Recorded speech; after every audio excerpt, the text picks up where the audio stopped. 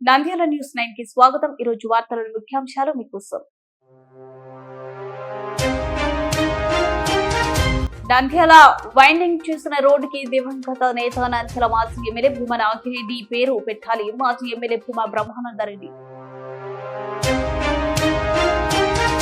గాడిద పాలకు భలే గిరాకీ లీటరు 10,000। పిల్లలు దగ్గు ఆయాసానికి వినియోగిస్తున్న జనం।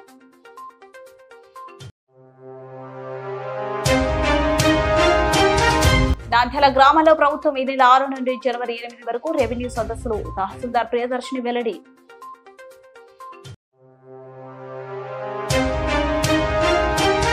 బెంగాల్ తుపానుతో నేలకొరిగిన వరి, పైరు తడిసిన ధాన్యం, ఆందోళనలో రైతన్నలు।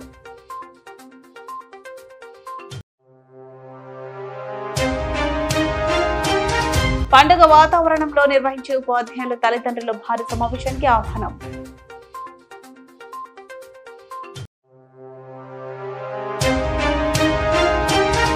శ్రీశైలం దేవస్థానం నూతన కార్యనిర్వహణాధికారిగా ఎం శ్రీనివాసరావు బాధ్యతలు స్వీకరించిన శ్రీనివాసరావు।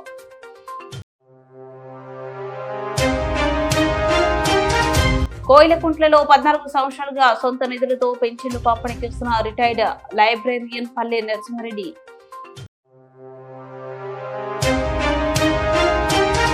యాగంటి క్షేత్రంలోని పెద్ద కోనేరులో 10 మంది స్నేహితులు సరదాగా పందెం, ఒక నిండు ప్రాణాన్ని బలి।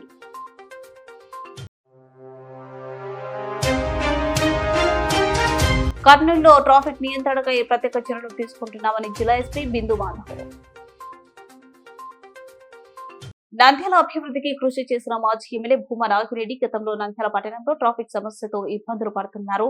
అదేవిధంగా రోడ్డు ప్రమాదంలో ఎంతో మంది యువత ప్రాణాలు కోల్పోయారని ఏ రాజకీయ నాయకుడు చేయని పని ఎమ్మెల్యే భూమా నాగిరెడ్డి రోడ్డు వెడల్పుకు శ్రీకారం చుట్టారు। తెలుగుదేశం పార్టీ అధికారంలో ఉన్నప్పుడు నంద్యాలలోని పద్మావతి నగర్ ఆర్చి నుండి సాయిబాబా నగర్ ఆర్చి వరకు 80 అడుగుల రోడ్డు వైడింగ్ చేయించి రోడ్డుకి దివంగత నేత నంద్యాల మాజీ ఎమ్మెల్యే భూమా నాగిరెడ్డి పేరు పెట్టారని, గతంలో తెలుగుదేశం పార్టీ ఇచ్చిన అనుమతులను జీవోను అమలు చేయాలని ఈ రోజు నంద్యాల మున్సిపల్ కమిషనర్ నిరంజన్ రెడ్డిని మున్సిపల్ మాజీ కార్యాలయం మాజీ ఎమ్మెల్యే భూమా బ్రహ్మానందరెడ్డి కలిసి నంద్యాల పట్టణ అభివృద్ధి గురించి చర్చించారు। అనంతరం గాంధీ చౌక్ నుండి సాయిబాబా నగర్ వరకు రోడ్డు వెడల్పు చేయడం జరిగింది। ఆ రోడ్డుకి మాజీ ఎమ్మెల్యే భూమా నాగిరెడ్డి పేరు శ్రీకారం చేయాలని తెలిపారు। మార్క్ కూడా పిలిచడానికి అవకాశం ఉంటుందనేది కమిషనర్ గారికి అన్ని సబ్మిట్ చేయడం జరిగింది। త్వరలోనే పబ్లిష్ చేస్తామని తెలియజేస్తాం। గంగిగోవు పాలు గరిటెడైనను చాలు, కడివడైననేమి కరుము పాలు, ఇది ఒకప్పుడు అందరూ చదువుకున్న పద్యపాదం। ఆవు పాల ముందర గాడిద పాలు ఎందుకు పనికిరావని దీని అర్థం। అయితే పరిస్థితి ఇప్పుడు మారిపోయింది। గాడిద పాలకే ఎక్కువ డిమాండ్ వచ్చింది। పిల్లలు దగ్గు ఆయాసం తగ్గడానికి వీటిని వినియోగిస్తుండటంతో లీటరు పాలు 10,000 పలుకుతున్నాయి। 10 మిల్లీ పిల్లలకు తాపితే దగ్గు, ఆయాసం, ఆకలి లేకపోవడం వంటి వ్యాధులు నయమవుతాయని గ్రామీణుల నమ్మకం। దీంతో 10 ml పాలు 100 నుంచి 120 పలుకుతున్నాయి। నంద్యాల పట్టణంలో ప్రాంతాలకు చెందిన గాడిద పాల వ్యాపారులు తిరుగుతూ వ్యాపారం చేస్తున్నారు। చిన్నపిల్లలు ఉన్న ఇళ్ల దగ్గరకు వెళ్లి వాటిని విక్రయిస్తున్నారు। వారు అమ్మే ధరను చూస్తే లీటరు గాడిద పాలు 10,000 పలుకుతున్నాయి। ఈ సందర్భంగా గాడిద పాల వ్యాపారి గంగ మాట్లాడుతూ గ్రామాలు తిరుగుతూ గాడిద పాలు అమ్ముతున్నారని చెప్పారు। ఆ విధంగా నంద్యాలకు వచ్చినట్టు తెలిపాడు। తనతో పాటు కర్ణాటక, తెలంగాణకు చెందిన మరికొంతమంది మండలంలోనే పలు పల్లెల్లో పాలు విక్రయిస్తున్నట్లు వెల్లడించారు।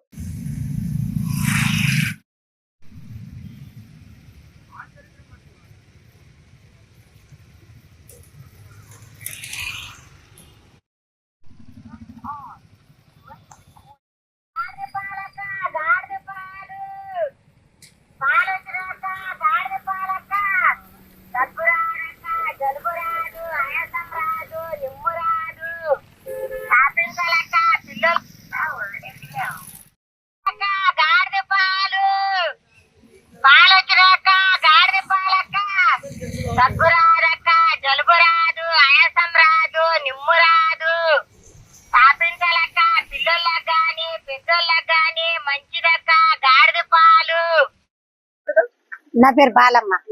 ఈ సీస 100 రూపాయలు ఇది కిలో చిన్నది।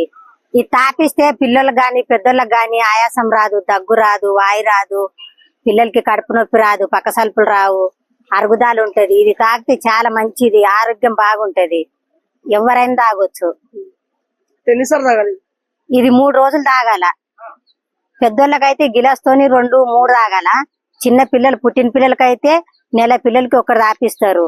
5 నెలల పిల్లలకైతే 2 తాపుతారు. మంచిది, ఆరోగ్యంకి మంచిది గాదిపాలు. ఎవరైనా తాగొచ్చు.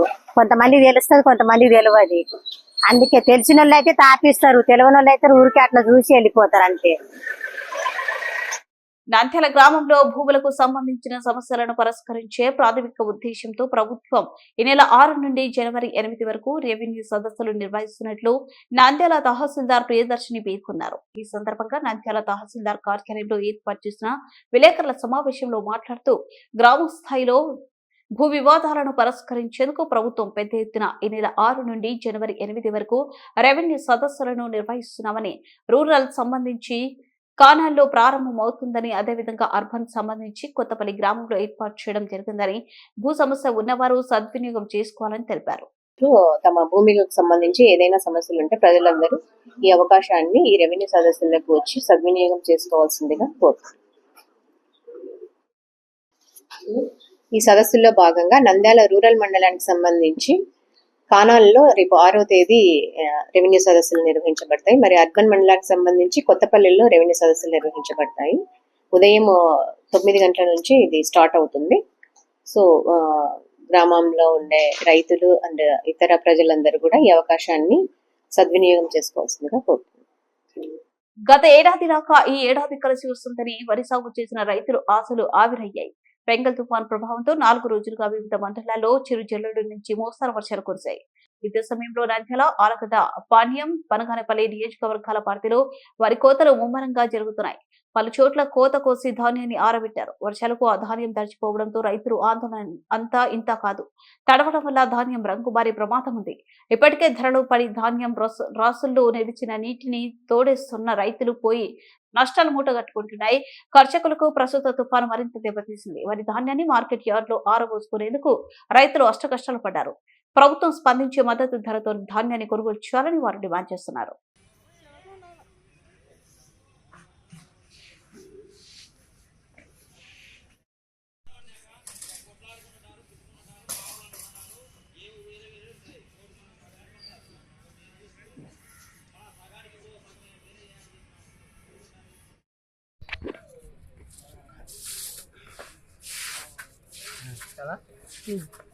మొత్తం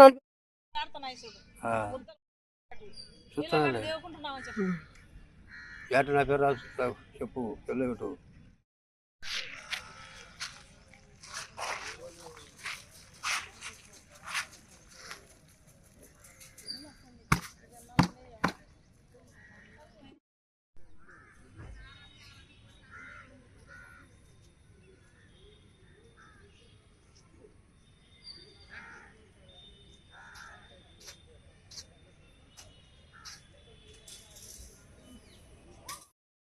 ఇవి ఏం పనికే రావు. ఇవంతా పండించి బర్రెలకు పోసుకోవాల్సింది. ఇంకా మొలకెత్తి పనికే రావు.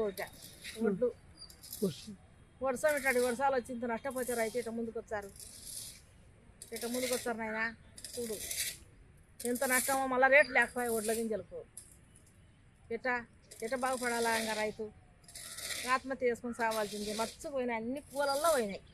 నీళ్ళు వచ్చినాయి అంతా ఒడ్ల కిందకి. బాగుపడింది వర్షం, భద్రంగా పడింది. నీళ్లు పారినాయి, నీళ్లు పువ్వుల కిందికి మొలకలు ఎత్తినాయి అన్ని ఒడ్లు. చెట బతకాలా సులభంగా. నా పేరు లక్ష్మే. మార్కెట్లో పోసుకుంటే మనం నానిపోయినాయి, మట్టంగా ఏం లేవు.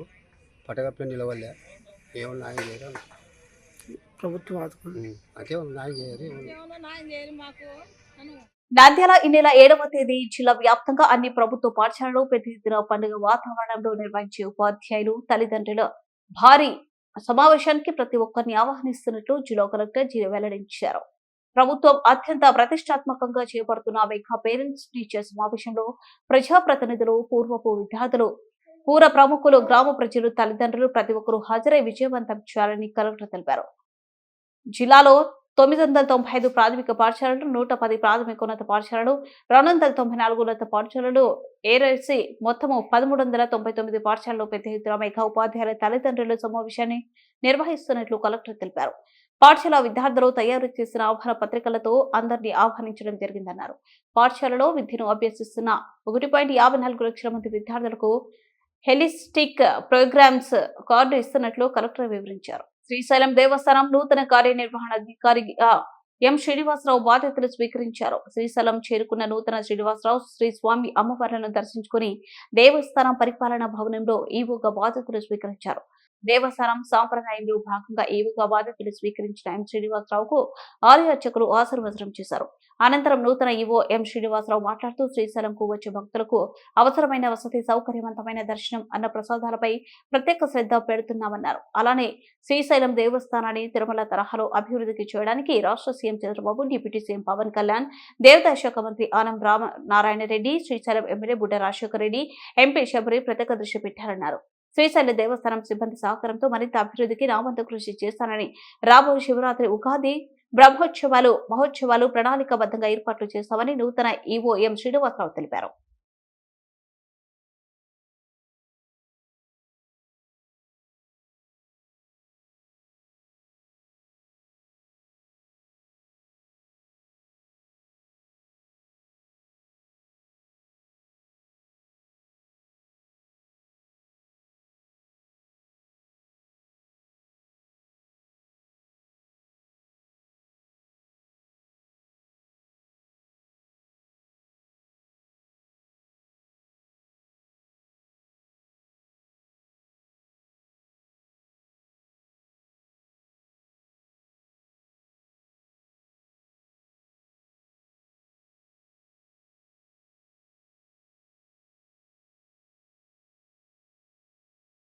తెలియజేస్తున్నాను.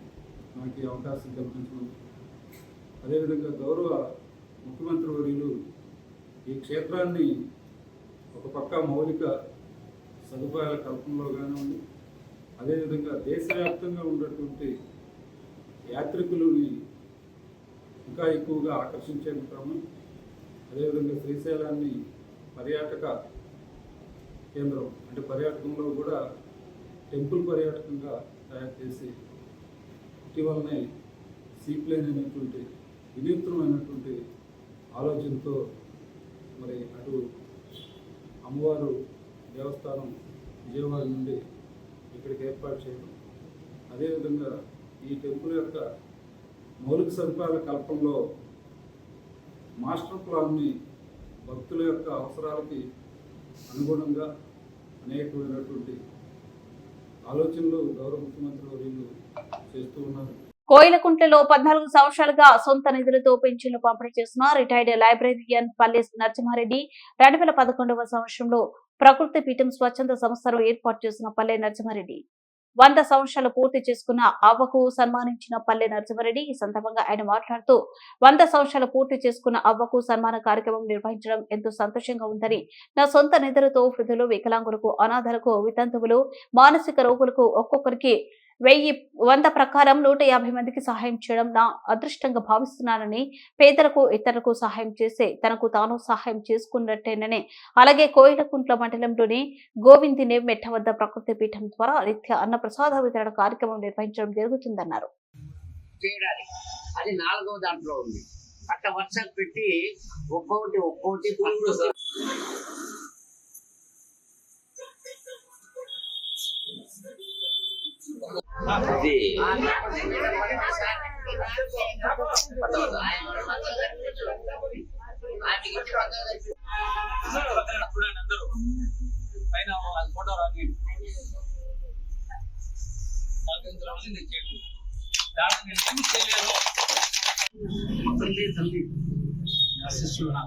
కావాలి. మీరు వందే మాతరం. ప్రకృతియ నమః. ఓం నమో నారాయణాయ. మేము మా తల్లిదండ్రుల ఆశీస్సులతో 2011 నుంచి వృద్ధులకు, అనాథలకు, వితంతువులకు, మానసిక రోగులకు అందరికీ 150 మందికి దాదాపుగా మేము 100 రూపాయల ప్రకారం ఇస్తున్నాము. మధ్యలో కొన్ని రోజులు ఒక 3-4 సంవత్సరాలు కోరికి 200 రూపాయలు కూడా ఇచ్చాము. అది దాతలు ఇవ్వడం వల్ల ఇవ్వగలిగాము. ఇప్పుడు ఏ దాతలు ఇవ్వడం లేదు. మాకు వచ్చిన పెన్షన్లో నాకు వచ్చే గుత్తలు కానీ ఏదైనా కానీ దానితో నేను ప్రతి నెల ఈ సహాయం పేదలకు చేయడం జరుగుతుంది. ఇది నేను చేసేది కాదు, భగవంతుడు చేస్తున్నాడు. ఇది మా తల్లిదండ్రుల ఆశీర్వాదం, గురుదేవులు జమాలయ స్వామి యొక్క కృప, మరి ఆ నరసింహస్వామి నారాయణుడు యొక్క అనుగ్రహంతో నేను చేయగలుగుతున్నాను.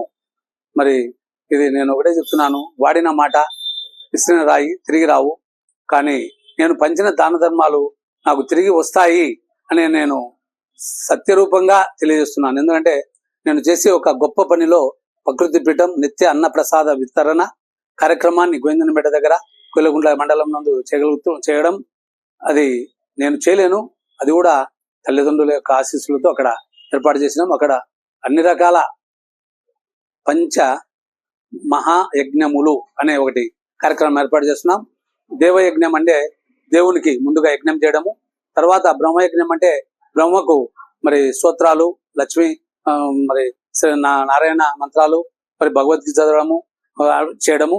మూడవది పితృ యజ్ఞం అంటే తల్లిదండ్రులకు సేవ చేసుకోవడము. నాలుగోది మనుష్య యజ్ఞం, అన్న ప్రసాదములు, డబ్బు వితరణ చేయడం. ఐదోది భూత యజ్ఞం అంటే మన పక్షులు, జంతువులు, వాటికి అన్నిటికీ నీళ్లు, వాటికి అన్నిటికీ ఆహారము అక్కడ పెడుతున్నాము. ఈ 5తో ప్రకృతి పీఠం నిత్యము అక్కడ ఇది చేస్తున్నాము. ఇది నేను చేయలేను, భగవంతుడు మాత్రం చేస్తున్నాడు.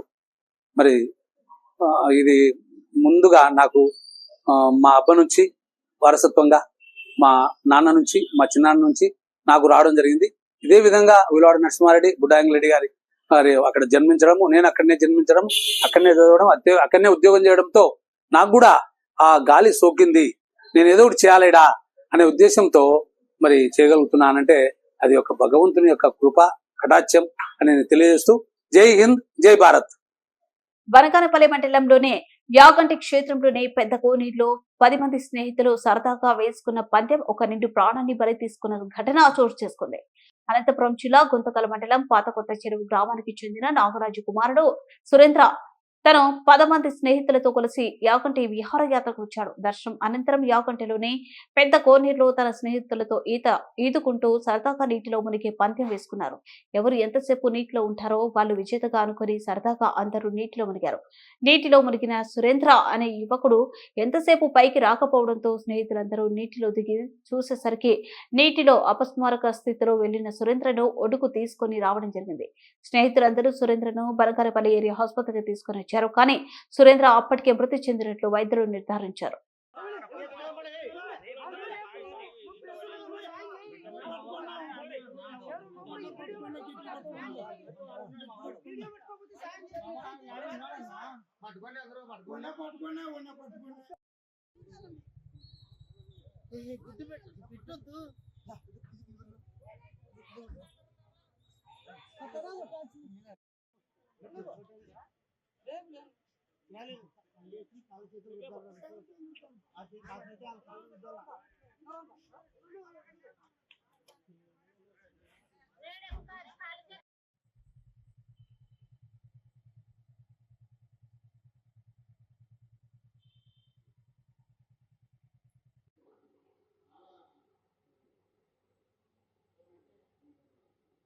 కర్నూలులో ట్రాఫిక్ నియంత్రణకై ప్రత్యేక చర్యలు తీసుకుంటున్నామని జిల్లా ఎస్పీ బిందు మాధవ్ తెలిపారు. నగరంలో రద్దీ ప్రాంతాల్లో ట్రాఫిక్ ను కంట్రోల్ చేసేందుకు డిజిటల్ డివైడర్లను ఏర్పాటు చేశారు. వీటిని ట్రాఫిక్ పోలీస్ స్టేషన్ ఆవరణంలో జిల్లా ఎస్పీ ప్రారంభించారు. డిజిటల్ డివైడర్లను వాహనదారులు అనుసరించి ట్రాఫిక్ నియమాలను పాటించాలని ఎస్పీ కోరారు.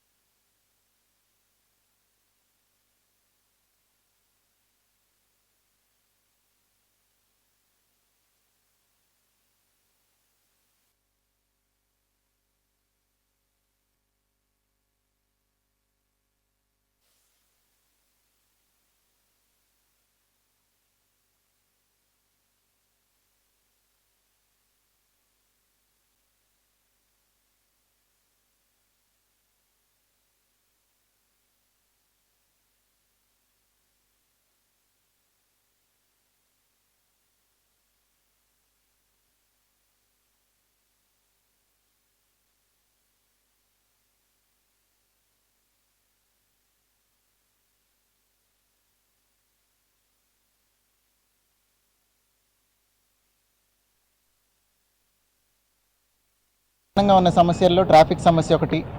దీని నుంచి నివారణకి రకరకాల చర్యలు తీసుకోవడం జరుగుతుంది.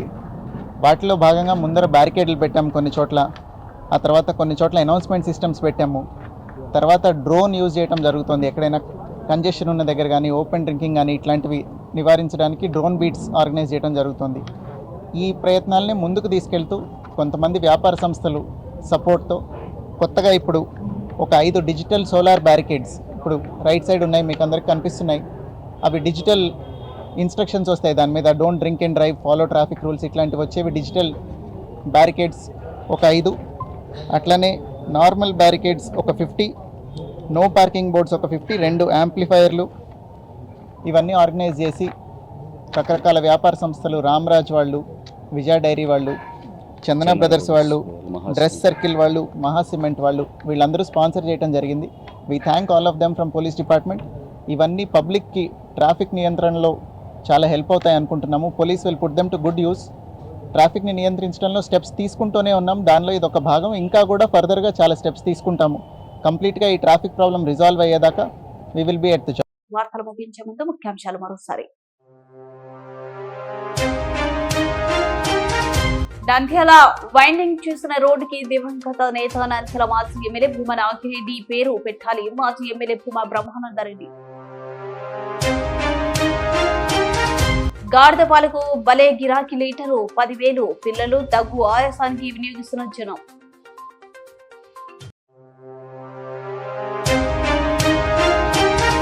నంద్యాల గ్రామంలో ప్రభుత్వం ఈ నెల 6 నుండి జనవరి 8 వరకు రెవెన్యూ సదస్సులు. తహసీల్దార్ ప్రియదర్శిని వెల్లడి.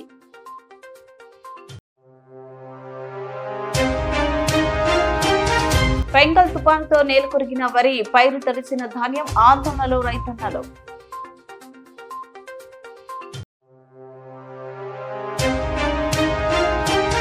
పండుగ వాతావరణంలో నిర్వహించే ఉపాధ్యాయుల తల్లిదండ్రుల భారీ సమావేశానికి ఆహ్వానం.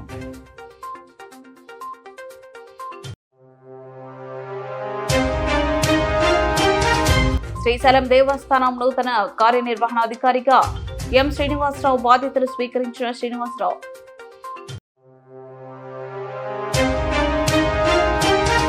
కోయిలకుంట్లలో 14 సంవత్సరాలుగా సొంత నిధులతో పెన్షన్లు పంపిణీ చేస్తున్న రిటైర్డ్ లైబ్రేరియన్ పల్లె నరసింహారెడ్డి.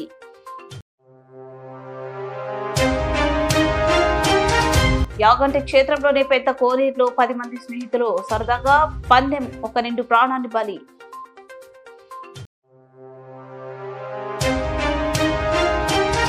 కర్నూలులో ట్రాఫిక్ నియంత్రణకై ప్రత్యేక చర్యలు తీసుకుంటున్నామని జిల్లా ఎస్పీ బిందు మాధవ్. వార్తలు ఇంతటితో సమాప్తం. మరింత అప్డేట్స్ కోసం చూస్తూనే ఉండండి నంద్యాల న్యూస్ 9.